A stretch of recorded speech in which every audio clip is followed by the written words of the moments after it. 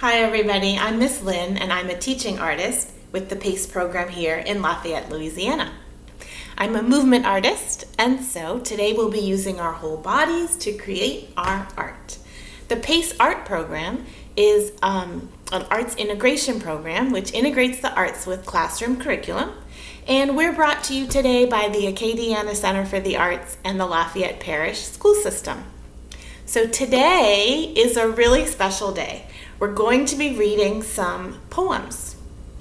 We'll read 3 different poems, and we'll use our imagination and our bodies to show some of the meanings in those poems. All you'll need is some space, and remember you can pause this video at any time if you need to. We're going to start today by warming up our bodies. For today's warm-up, we'll be listening to some words and some sentences, and we'll be making movements that are inspired by them. Whoa, what do I mean by inspired? Well, when you're inspired by something, you see something, and then your imagination starts up, and then you feel like doing something or creating something related to what you saw. So imagine that you saw a beautiful rainbow one day, and you thought, wow, I want to go home and paint that rainbow. You would be inspired by the rainbow. So we're going to try to be inspired by words and sentences. Let's start being inspired with just words. What about wiggly? Could you be inspired by the word wiggly to make some movement? Let me see what you would do. What would wiggly look like? Maybe like that. We could also wiggle slower. Could you wiggle slowly? That could be an inspired movement by the word wiggly. Yeah? Let's see. Let's try one more word. How about the word reaching? Could you be inspired by the word reaching? What would that look like? Let's see. Reaching.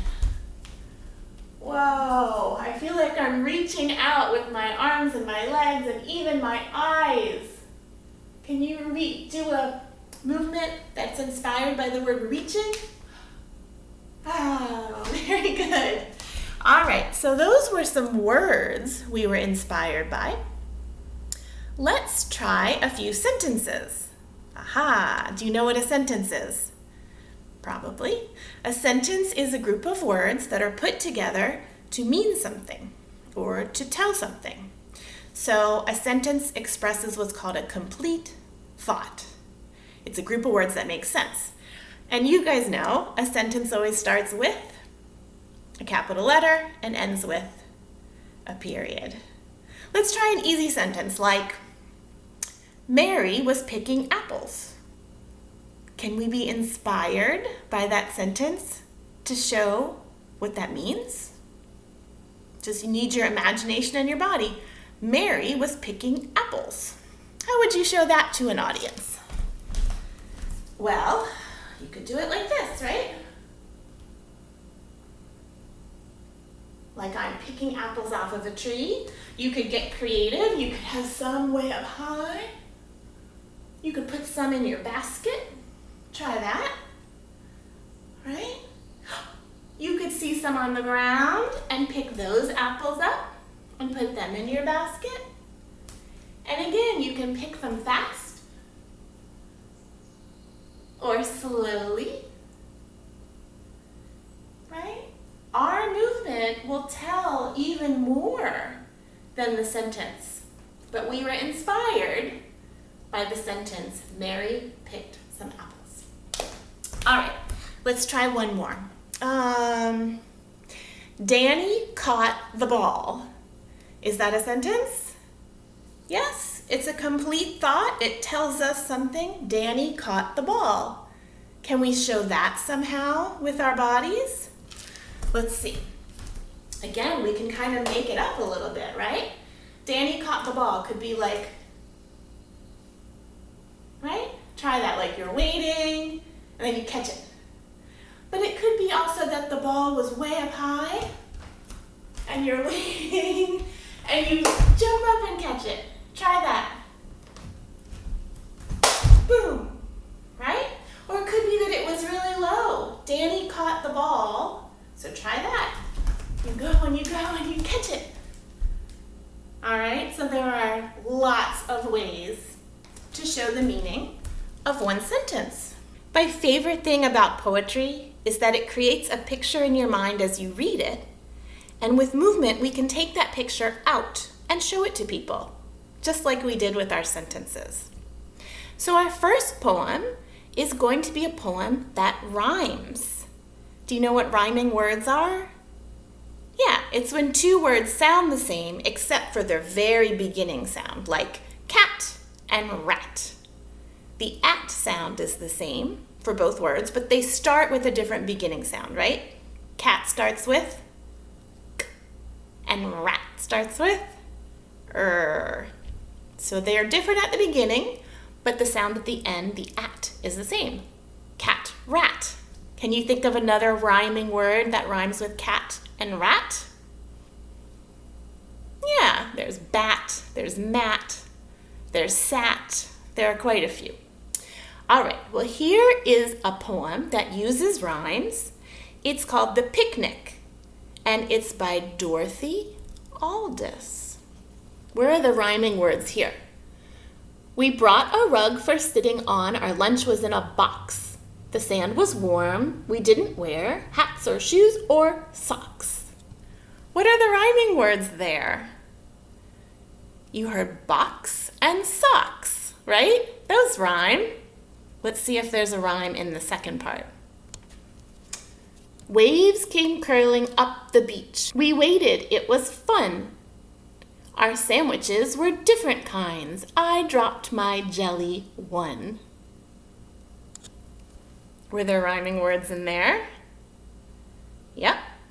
Fun and one rhyme, don't they?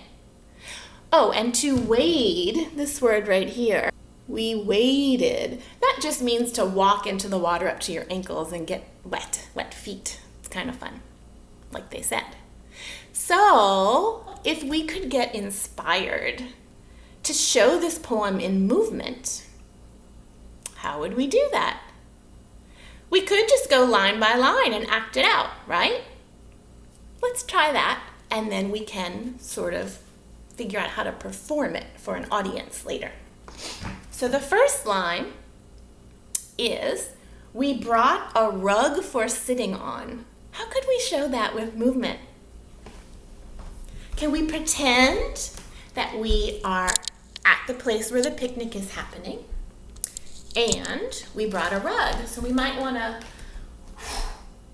put it down on the ground, right? Let's have that be our first movement. Here we go. We brought a rug for sitting on. Our lunch was in a box. How could we put that into a movement? Our lunch was in a box. Should we do it like that? Okay, cool. So we brought a rug for sitting on. Our lunch was in a box. Let's see what's next. The sand was warm. We can cuddle into the sand a little bit, right? The sand was warm. We didn't wear hats or shoes or socks. We could take off our socks at that point, right? Okay, let's try it from the beginning. We brought a rug for sitting on. Our lunch was in a box. The sand was warm. We didn't wear hats or shoes or socks. Did you do it with me? I hope so. If not, you can rewind the video and do it again, all right? Let's go to the second part. Ooh, it says the waves came curling up the beach. We could do that in movement, right? From waves, we could say, the waves were curling up the beach, and then go right to standing, right? We waded. It was fun. That'll work, right? Our sandwiches were different kinds. dropped my jelly one. We could kind of pretend that whole thing happened, right? You want to try it from the top one time, just that second part? Here we go. So we're not going to roll lying all the way down. We're going to keep our torso sort of up so we can get up easily, okay? Here we go. Waves came curling up the beach. We waited. It was fun. Our sandwiches were different kinds. I dropped my jelly one. And that could be the end of our first poem. That was fun. So our next kind of poem doesn't always rhyme. It has a few rhymes, but it really is focused more on rhythm. What is rhythm? Well, it's the beat of the poem. Some poems have a kind of beat that you can hear if you read it. Let's see if you can hear it in this one. This is a poem called Joey, and it is by Shel Silverstein. Joey took a stone and knocked down the sun. And whoosh, it swizzled down so hard, and bloop, it bounced in his backyard, and glunk, it landed on his toe, and the world was dark. And the corn wouldn't grow, and the wind wouldn't blow, and the cock wouldn't crow. And it always was night, night, night. All because of a stone and Joe. Did you hear the rhythm in that? It was kind of like we could clap the whole poem, right? Yeah? Joey took a stone and knocked down the sun. Will you clap with me? Here we go. The beat goes on. And whoosh, it swizzled down so hard, and bloop, it bounced in his backyard, and glunk, it landed on his toe, and the world was dark.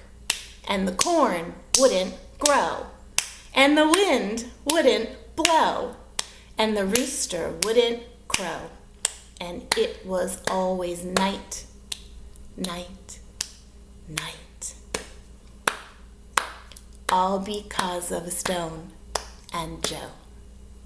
So you can read it differently, right? It's once the poem is on paper, it's kind of up to the reader how they want to read it. But I heard the beat in the poem, so I wanted to share that with you guys. All right.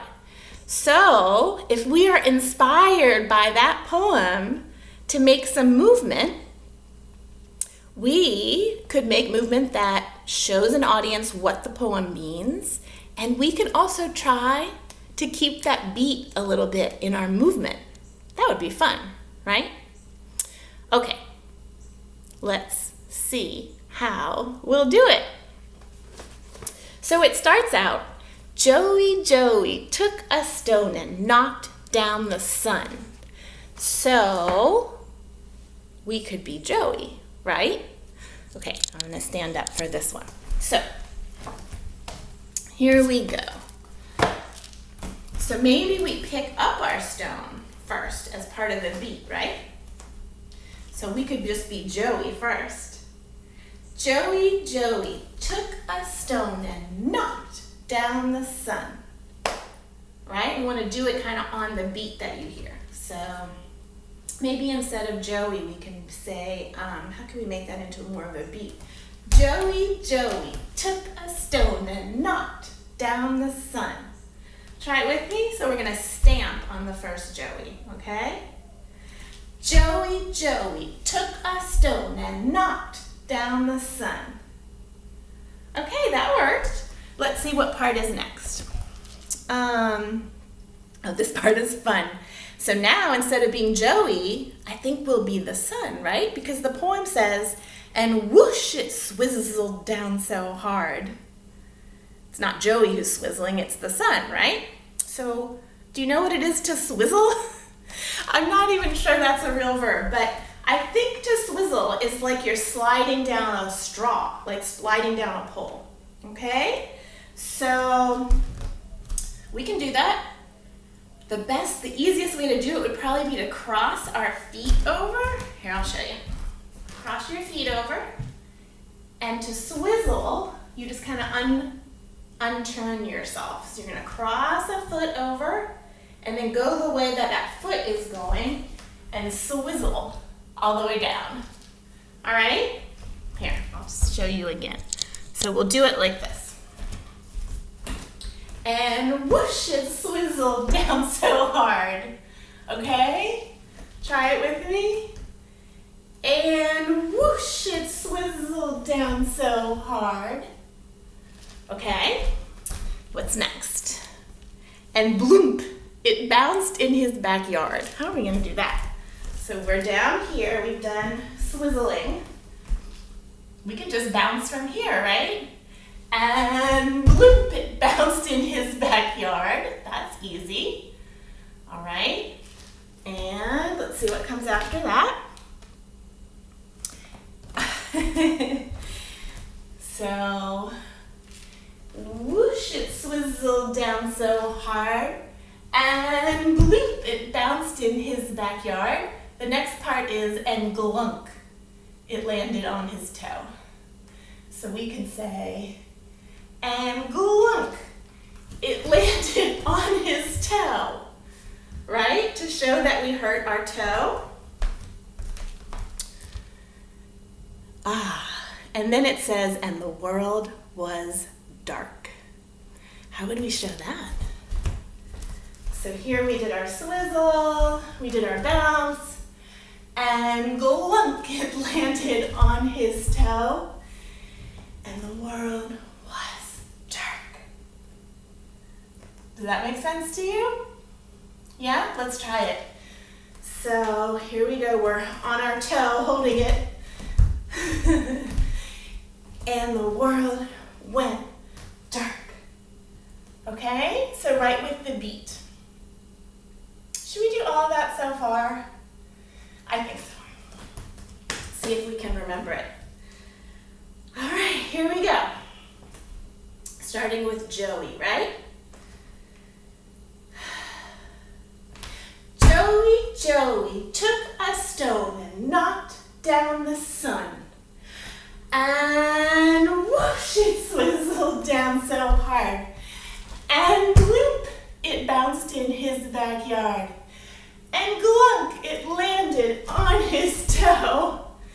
And the world was dark. All right, we did a good part of it. Let's see what comes next. So the next part of the poem called Joey is all about things that wouldn't happen once the sun got sort of thrown out of the sky, okay? So it says the corn wouldn't grow, the wind wouldn't blow, and it says the cock wouldn't crow. Cock is another word for a rooster. I don't know if you guys knew that. And it was always night, night, night. All right? So, kind of would be fun to be the thing and then not do what it says not to do. I'll show you what I mean. So we have back here, and the world was dark, and the corn wouldn't grow, and the wind wouldn't blow, and the rooster wouldn't crow. We could do it like that, right? And it was always night, night, night. So night could show, again, that movement we had for dark, which makes sense, all right? You wanna try that part? From the world was dark, ready? And the world was dark, and the corn wouldn't grow, and the wind wouldn't blow, and the rooster wouldn't crow, and it was always night, night, night. And then it says, all because of a stone and Joe. So we could do that same movement for Joe that we did the first time. I would say we were inspired by that poem to create that dance. Should we try the whole thing together? We always start a dance in neutral position so the audience can tell when we start. Ready to go. Joey took a stone and knocked down the sun. And whoosh, it swizzled down so hard. And bloop, it bounced in his backyard. And glunk, it landed on his toe. And the world went dark. And the corn wouldn't grow. And the wind wouldn't blow. And the rooster wouldn't crow. And it was always night, night, night. All because of a stone and Joe. All right, and at the end of your dance, you take a little bow. And if you have an audience, that's when they go, yay, good job. All right? Super job, you guys. We have one more poem. Okay, our last poem is actually quite different. It doesn't rhyme, and it doesn't have a steady beat. And it's pretty short. It's only 3 lines long. Can you guess what kind of poem it's going to be? It's called a haiku.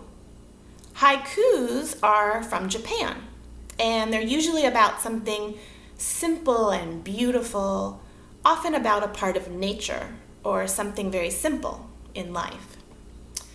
Haikus are always made the same way. They have 5 syllables in the first line, 7 syllables in the second line, and 5 syllables again in the last line. Wait, what is a syllable? It's a part of a word that can be said all at one time. So, okay, I'll give you an example. The word umbrella has 3 syllables. We can hear them. Umbrella. You heard that? So, umbrella. Every time you sort of change your mouth to say a chunk of the word is a new syllable. Should we try another one? The word puddle. Can you say that with me? Puddle. How many syllables is that? We can clap it. Puddle. 2 syllables, right? Okay, perfect. So a haiku is 5, and then 7, and then 5 again. Let's hear one, and we can count the syllables ourselves. This one is called Rain, and it's by Betsy Snyder. I'll show you the picture too. It's really a sweet picture. Here we go. I'll sit over here so you can see. And hopefully you can see well enough to read it. We'll see. Yep, there we go. So it's called Rain. Here's the poem. Splish, splash, puddle, bath. Raindrops march in spring parade. Wake up, sleepy earth. That's a fun poem all about the rain, isn't it? And it was simple, short. Let's count our syllables. So, splish, splash, puddle, bath. Here we go. Splish, splash, puddle, bath. Splish, splash, puddle, bath. How many was that? 5. So they did that part right. We said the second line should have 7 syllables. Raindrops march in spring parade. Should we count those? Raindrops march in spring parade. Ooh, that is 7. Cool. All right, and the last line. Wake up, sleepy earth. How many syllables is that? Let's count them. Wake up, sleepy earth. Wake up, sleepy earth. That is 5. All right, so that is a haiku. 5, 7, 5. And it's always about nature. This one's about rain, right? Okay, so this one is really fun. I think it'll be really easy to put movement to it, right? Let's see. We can start by being the water. Let's just do what the water does. Splish, splash, puddle, bath.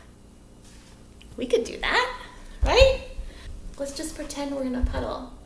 Splish, splash, puddle, bath. You want to try that with me? Splish, splash, puddle, bath. Oh, let's do it with the syllables more. Splish, splash, puddle, bath. All right, cool. And what's next? Raindrops march in spring parade.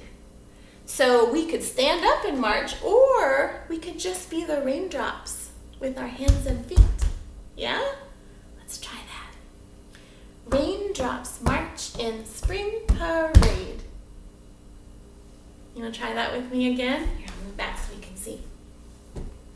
Raindrops march in spring parade. And it could be in any order, right? Raindrops march in spring parade. We're always going to do all 4 hands and feet on the last syllable of parade, because that's fun. Oh, and then it says, wake up, sleepy earth. How would the rain tell the earth to wake up? We are in our puddle splashing, right? We did our parade of raindrops. What would you do? You could tell the earth, wake up, sleepy earth, right?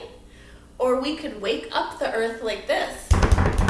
Wake up, sleepy earth. We could make a lot of noise. Do you want to do the noise one? That might be more fun. Yeah. You could do it any way you want. All right, let's try that poem, that haiku called Rain. So again, we always start a dance in what's called neutral position. That means we're not doing anything. We're just waiting to start. So let's say this is our sort of starting position where we're not moving yet, okay? Here we go. Splish, splash, puddle, bath. Raindrops march in spring parade. Wake up, sleepy earth. And then we could take a bath from sitting. Like that, right? That would be one way to be inspired by that haiku called Rain. Well, thanks for making movement to poems with me today. I felt inspired by the words and sentences in every poem. And I really liked learning about rhyming words and rhythm and the Japanese form of poetry called haiku. I always feel like I understand the poems better when I move them. And that's something you can try with any poem or story that you read. You can just make up your own movements for the words. It will often help you remember the words of a poem or a story. Did you have a favorite poem? I hope so. Mine was probably the Joey poem, because I liked the beat and having that in our dance. But it was hard to pick a favorite. They're all fun. Well, if you would like to do more lessons, we'll be posting a new lesson every day at 10 o'clock on the Acadiana Center for the Arts YouTube channel for kindergarten and for first grade and for second grade, each one tied to the academic curriculum. You can also get these lessons on AOC as part of the Learn United program. That's accessible on AOC on Cox Channel 16 or LUS Channel 4. Kindergarten lessons are at 8 in the morning, and first and second grade lessons start at 9 in the morning. Some lessons will be visual arts, and some will be creative movement, like this one. So be sure to come back and make art with us tomorrow. If you're interested in supporting programs like this, you can visit Acadiana Center for the Arts.org. That's the nonprofit who manages the PACE program. So go ahead, spread the word, share our videos, and please keep making art. Bye-bye, everybody.